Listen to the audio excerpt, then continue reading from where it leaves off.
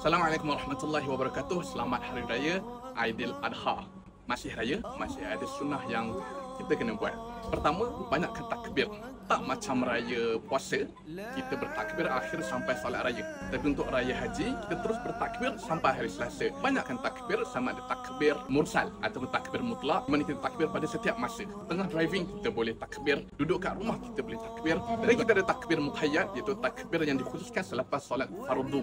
Dan setiap solat termasuk solat sunat. Maksudnya, selepas solat fardu, kita zikir sampai habis. Lepas tu kita terus sambung dengan takbir raya. Begitu juga selepas solat sunat. So, banyakkan takbir. Macam mana takbir raya? Senang macam yang kita dengar tu. Allahu Akbar, Allahu Akbar, La ilaha illallah, Wallahu Akbar, Allahu Akbar, Walillahil hamd.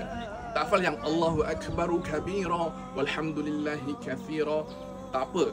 Baca ulang-ulang yang lafaz yang sama pun boleh. Ataupun kalau tak ingat juga, sesimpel Allahu Akbar, Allahu Akbar, Allahu Akbar, Walillahil hamd. Ataupun Allahu Akbar saja pun masih dikira takbir.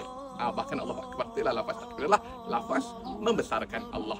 Selain daripada itu, yang mana buat korban ataupun yang tak buat korban juga, pergi tengok ibadah korban. Kalau kita buat, kita tengok yang binatang kita punya sendirilah. Kalau tak, kita pergi tengok, meriahkan tempat ibadah korban. Kita besarkan syiar Raya Aidil Adha ini. Jadi sama-sama amalkan sunnah semasa Raya Aidil Adha ni. Allah Ta'ala alam. Allahu Akbar, Allahu Akbar, Allahu Akbar, walillahil hamd. Taqabbalallahu minna wa minkum. Moga Allah terima amal kita. Khalas. Jangan kacau. Dan juga kita ada takbir. Kasih makan aja.